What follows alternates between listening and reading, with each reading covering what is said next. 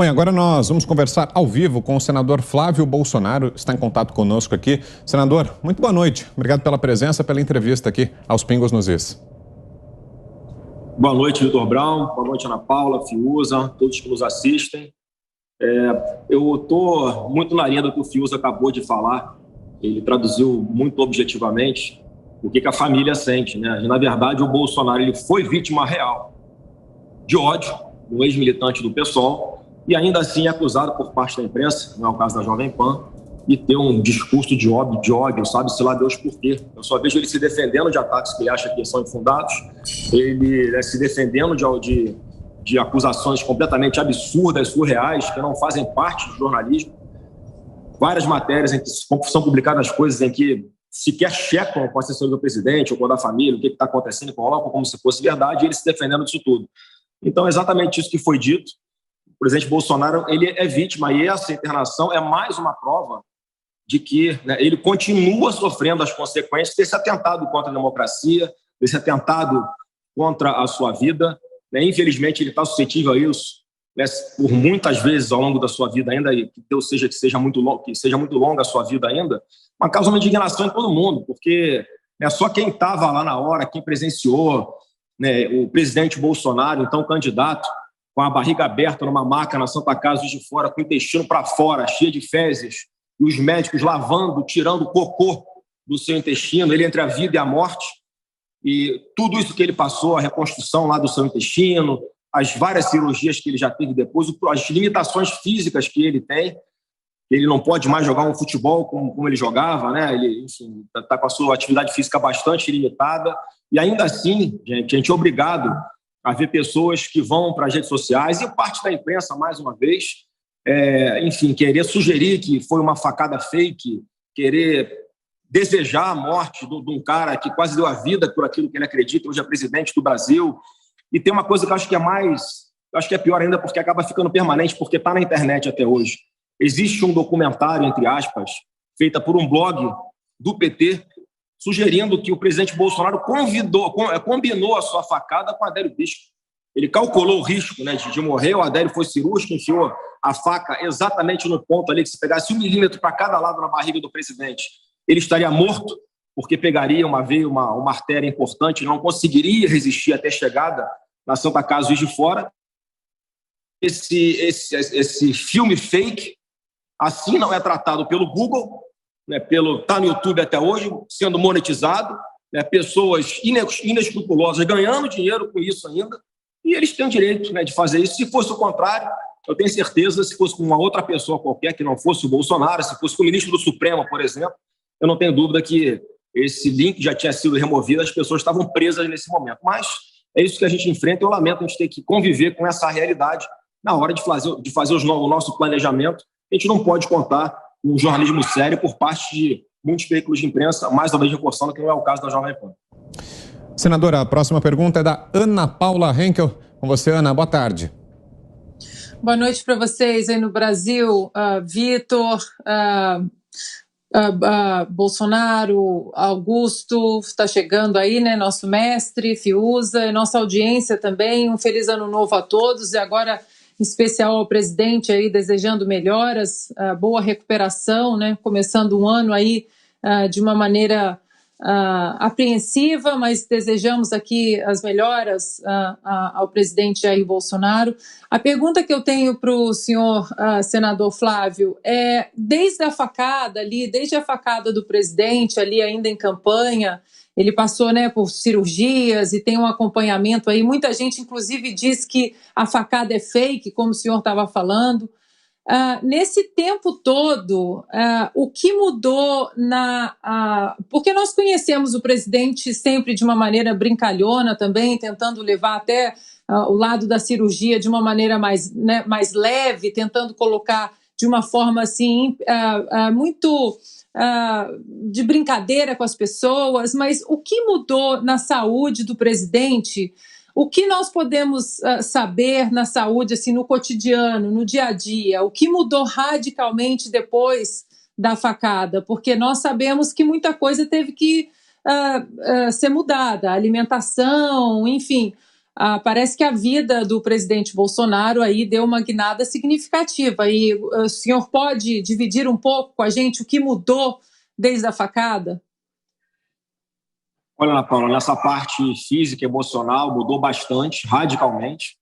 Ele sempre foi uma pessoa, como você falou, super bem-humorada. Isso ele continua sendo, graças a Deus, uma pessoa simples, de hábitos humildes e que gosta sempre de dar o exemplo. Mas é óbvio que muda a rotina de alimentação dele, muda as possibilidades que ele tem de praticar um esporte, né, sempre com limitações. Ele comentava que ele gostaria de saltar de paraquedas, por exemplo. Foi convidado por um grupo de amigos dele da época que ele estava aqui na ativa, na Brigada Paraquedista ainda, e os médicos sempre sugerindo que ele não faça. Quer dizer, ele tem que abrir mão de muita coisa. Eu acho até que essa piora dele, mais uma vez, eu não sou médico, mas eu imagino que tenha sido isso, ele, quando está na sua rotina no Palácio Planalto, ele consegue ter uma alimentação um pouco melhor, em horários mais regrados.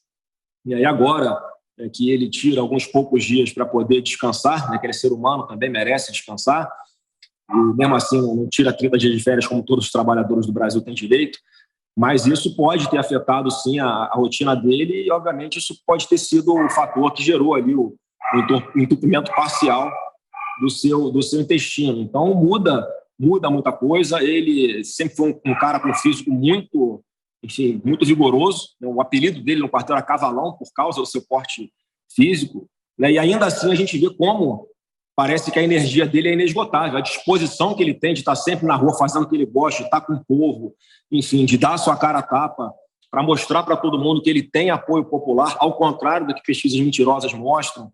Mudou a rotina, mas eu acho que ele soube se adaptar muito bem a essa realidade dele agora. Tem que tomar alguns cuidados, que às vezes ele pode ter se empolgado aí, exagerou talvez na mudança dos seus horários, no que ele está comendo. Isso pode ter sido um fator, mas você vê que ele tem que abrir mão dos hábitos que ele tinha e assim, eu acho que isso vai ser para o resto da vida, porque essa cirurgia ficam ali, né, espécies de cicatrizes dentro do estômago que causam ali uma rugosidade que volta e meia trava algum, comer um churrasco, por exemplo. Não sei se ele pode comer um churrasco como ele gosta de fazer, se isso não pode implicar um problema como que ele está tendo agora. Mas se Deus quiser, pelo que as notícias que nós temos até agora, não é nada grave e não vai precisar de cirurgia. Vamos aguardar aí a posição definitiva do médico lá da equipe, do Dr. Macedo.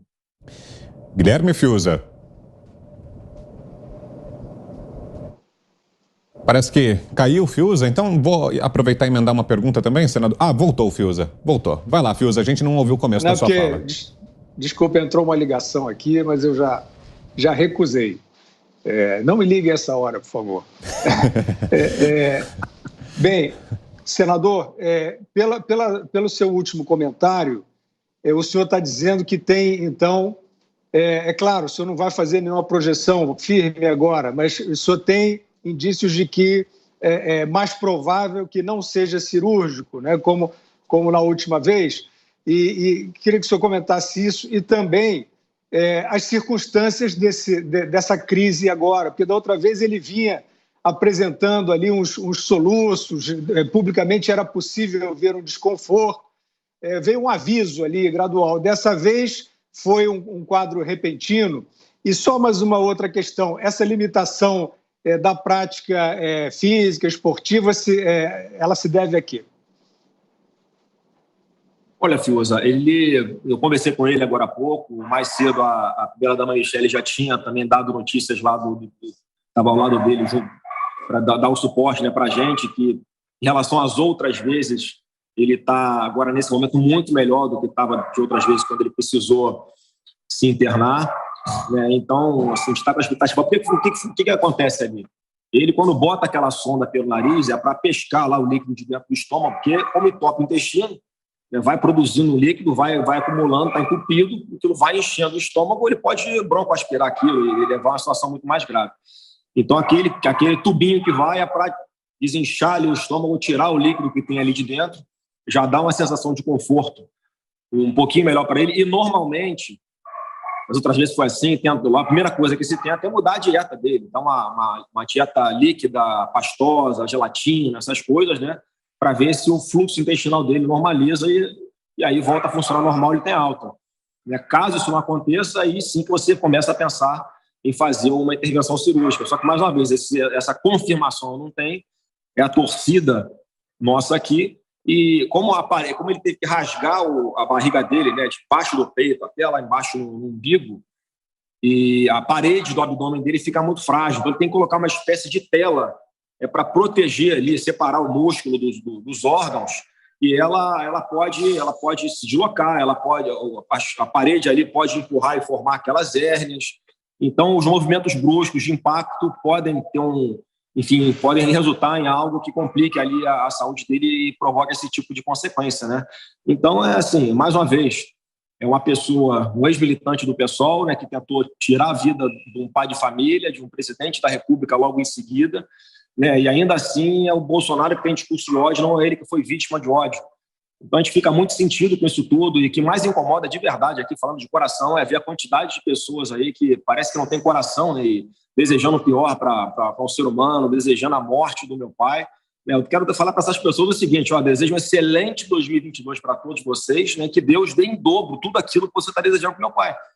Já que a gente não deseja nada, né, para o outro que a gente não queira para a gente, eu estou desejando a vocês isso daí, né, porque vocês não sabem o que é. Muita gente, a grande maioria, não sabe o que é ter um pai entre a vida e a morte, vítima de um atentado contra a sua vida por questões políticas e eleitorais. O Brasil nem tinha tradição disso, né, mas o presidente Bolsonaro estava tão forte, a certeza que ele seria eleito era tão grande, ele toma a facada, que foi o único meio que tentaram, que arrumaram para tentar tirá-lo da disputa, né? Mas, graças a Deus, o TRF1 mudou seu entendimento, autorizou a quebra do sigilo telemático bancário dos supostos advogados do Adélio, e eu tenho ali a esperança que se rastreie o caminho, quem foi que pagou essas pessoas, né? Quem foi que manipulou o Adélio, quem forjou aquela prova que o Adélio tinha um álibi, né, de que ele estaria presente na mesma data e horário que ele deu a facada, tinha um registro de entrada dele na Câmara dos Deputados. Quer dizer, tem muita coisa, o laptop dele, o celular dele, tem muita coisa que pode ainda ser produzida e que, infelizmente, à época o ministro da Justiça era Sérgio Moro e ele não se preocupou muito com isso, né? Infelizmente, ele colocou ali, enfim, para as pessoas para concluírem muito rapidamente o inquérito, sem se preocuparem em fazer uma investigação mais séria, e agora, fatos novos, com essa autorização do TRF1, isso pôde ser retomado e está com a Polícia Federal, né, para que faça as investigações, porque eu não tenho nenhuma dúvida de que esse cara não agiu sozinho. É uma pessoa, inclusive, que quando deu entrevistas, muito bem articulado, né, parecia até uma pessoa razoavelmente acima da média de inteligência, sabia o que estava falando, sabia o que estava fazendo, e não me parece ser uma pessoa, um maluco, que do nada vai lá sozinho e faz um negócio desse da cabeça dele, né? Rapidamente apareceram novos advogados num jatinho particular em questão de horas. Quer dizer, você, para contratar um advogado, você precisa, né, primeiro buscar alguém, conversar, negociar um honorário, não sei o que. Demora até você ter um advogado constituído para te defender em alguma situação. Então, os caras estavam com tudo pronto, até para você alugar um avião, demora. Você não pega um avião igual pega um Uber. Olha, tem um avião sobrando aí, estou indo para aí agora, é que eu vou lá para Juiz de Fora para atender um cliente. Não, você tem que pedir, você tem que ver, tem que abastecer avião, tem que chamar a tripulação, isso demora algumas horas. O avião desse cara estava pronto já. Estava pronto. Quer dizer, como é que não foi premeditado um negócio desse? Muito difícil acreditar que não foi, né? Mas essa parte aí, vamos acreditar que a Polícia Federal vai conseguir fazer uma investigação agora sim séria, isenta, né, e que realmente descubra quem são os culpados dessa tentativa de homicídio do presidente Bolsonaro. Bom, já com a gente também, Augusto Nunes. Augusto, boa noite. A sua pergunta, por favor, ao senador Flávio Bolsonaro. Boa noite, Vitor. Boa noite, meu irmão Guilherme, minha querida parceira Ana Paula. Bom, senador, em primeiro lugar, tomara que tudo corra bem. Tá? Fomos surpreendidos aí por essa informação, mas é decorrência do atentado. Eu pergunto o seguinte, e eu lamento aqui porque eu estava atrasado na conexão, eu não ouvi as perguntas que fizeram. Se eu me repetir, então, eu peço desculpas. Vocês não pretendem processar os que manifestam eles sim ódio num momento desses? Augusto, já fizemos várias vezes. E sabe o que acontece? As ações são arquivadas, né, porque dizem que as pessoas têm o direito à liberdade de expressão. Por incrível que pareça, acredite se quiser. Como eu estava falando de um vídeo que está até hoje aí no YouTube, se você der um Google, né, futebol com a cabeça do Bolsonaro, está lá, criança chutando uma bola, né, que é uma imitação da cabeça do meu pai, e aí não tem problema, tudo bem, vamos chutar a cabeça do presidente, né, que vê o que acontece. Né? Se fosse a cabeça do ministro Supremo, né, se fosse a cabeça de uma outra autoridade qualquer, eu acho que seria diferente, né, o entendimento. Mas já fizemos várias vezes, E assim, e não tem uma lógica, assim, dependendo da mão do juiz que cai, ele entende se pode, se não pode. Às vezes um registro na delegacia, o delegado que está presidindo o inquérito entende que não tem os elementos e arquiva o inquérito antes de virar até um processo. A gente procura fazer, a AGU agora tem tomado conta disso, na Advocacia Geral da União, fazendo esse acompanhamento dessa parte criminal, porque diariamente o presidente é vítima desse tipo de situação. Enfim, cabe a gente isso, tem que recorrer ao judiciário. Algumas vezes anda, outras vezes não. Algumas vezes a gente pede indenizações, aí conseguimos ganhar em uma instância, perdemos em outra, ou perdemos de primeira, temos que recorrer. Não é fácil. Infelizmente, a liberdade de expressão parece que para o Bolsonaro ela é flexibilizada, né? Ela tem um limite. Quer dizer, você falar que uma vacina não tem 100% de eficácia, você não está manifestando a sua liberdade de opinião. Você está falando uma fake news, uma mentira, você é banido da rede social, você tem um comentário excluído. Então, esse é um assunto que, enquanto não tiver uma regulamentação séria, e é difícil chegar em critérios objetivos, né, para evitar que essa subjetividade de quem vai analisar essas situações tenha esse peso ideológico, porque quem faz análise são seres humanos. Não sei quem faz análise lá do YouTube, do Google, por exemplo, do que pode e o que não pode ficar no ar. Mas, via de regra, a imagem que vem na nossa cabeça de quem está naquela sala que debate o que pode e o que não pode ser censurado são pessoas com ideologia mais à esquerda do que à direita. Lamentavelmente, nessa área de comunicação social, vocês são dela, a produção de militantes ela é anual. E, assim, é uma lavagem cerebral pesada já na cadeira das faculdades, né, dessa área que trabalha aí com jornalismo e comunicação social. Enfim, mas é algo que mais uma vez, é uma sensação de impotência, sim, que nós tomamos medidas que são cabíveis, mas a chance de sucesso é muito baixa e a gente vê os critérios para outras pessoas são diferentes. Para eles não importa. Se você falou mal de um ministro na mesa do bar no clube, lá perto da casa onde ele mora, isso aí não pode, ameaça de prisão, né, enfim. Mas jogar bola com a cabeça do presidente pode, né, fazer um pseudo-documentário por um blog do PT, sugerindo que a facada no presidente foi fake, né, foi combinada com o Adélio, isso não tem problema, né? Até agora está no ar, estão lá, tem lá ganhando muito dinheiro em cima da cabeça do presidente, em cima de uma fake news contra o presidente, porque tem um monte de imbecil que acredita. Então, às vezes, a vontade de Augusto de chegar e publicar algumas fotos do presidente no momento da cirurgia que o vereador Carlos Bolsonaro tem. Ele estava lá naquele momento, estava acompanhando o meu pai na hora do atentado. Para ver se as pessoas acreditam, né? Ver ele lá estendido numa maca, né, com a barriga aberta, o intestino todo para fora, os médicos lavando o intestino, procurando onde estava o corte, muito sangue, né, para ver se acreditam que ele ficou entre a vida e a morte. Né? Acho que ninguém que pretende ser presidente e quer continuar vivo vai se arriscar ao ponto, né, de combinar uma facada com alguém que vai passar ali 1 milímetro de cada lado de veias e artérias importantes. Se tivesse pego um pouquinho para a direita, um pouquinho para a esquerda, ele estava morto. Mas esse é um desabafo que eu faço em nome da família, porque indigna, porque a gente sabe que o Bolsonaro é um cara do bem, um cara simples, que está dando o melhor que pode para o Brasil, não deixou ninguém desamparado nessa pandemia. Todos os brasileiros que se vacinaram foi por causa do governo federal. Quem quis se vacinar tinha vacina disponível. As crianças que vão se vacinar aí, daqui para frente, se for desse jeito que o Ministério autorizar, com os pais permitindo, um atestado médico, vão ter vacinas disponíveis, mais uma vez, garantida pelo governo federal. O auxílio emergencial, o Auxílio Brasil, garantiu que não existisse um caos aqui no país. Enfim, ele, durante a pandemia, fez o que podia fazer e nós somos hoje reconhecidos pela própria OMS, a Organização Mundial da Saúde, que muitos especialistas aqui se baseavam para criticar o presidente. Aí, quando há um elogio hoje em dia, não, é normal, enfermado que obrigação. Enfim, mas ele estava ali tirando alguns dias de descanso, é um cara que trabalha de domingo a domingo, Augusto, você sabe bem, domingo a domingo, não tem hora, não tem, assim, disposição para fazer tudo, mesmo com a saúde debilitada. Ainda assim, nesse intervalo que ele tirou alguns poucos dias para poder respirar e recarregar a bateria, foram várias coisas que foram feitas ali de importantes, medida provisória que garante lá os 700 milhões para as vítimas de enchente da Bahia, o FIES agora, que o governo vai permitir que os alunos que estão endividados eles possam pagar a sua dívida com 92% de desconto do principal e 100% de desconto, né, de juros e multas. Quer dizer, uma série de coisas que foram feitas aqui, MP de liberdade econômica, o benefício de emergencial para que pudessem ser repactuados os contratos entre empresas e empregados, que salvou 11,7 milhões de empregos. Desde 2019, já geramos mais de 3 milhões de novas vagas de emprego.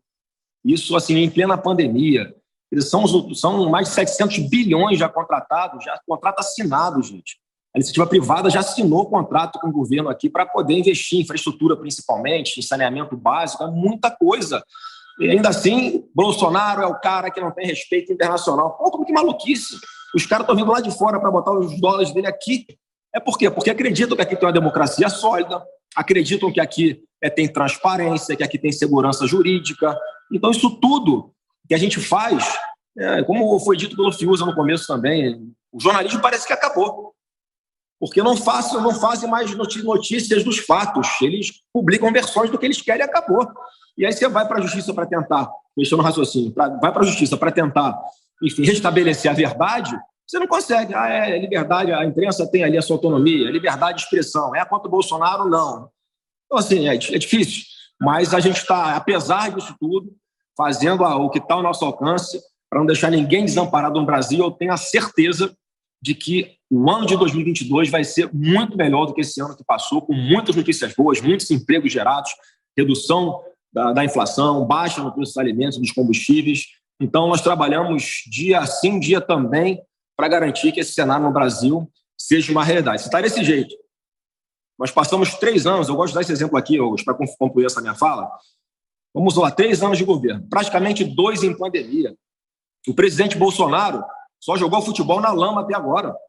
Então, acho que é importante ele ter a oportunidade de jogar no tapetinho do Maracanã, aquele gramadinho lisinho, né? Que é onde a bola rola redonda. Então, se com um campo ruim ele está jogando bem desse jeito, imagina com um campo bom como é que o Brasil não vai voar.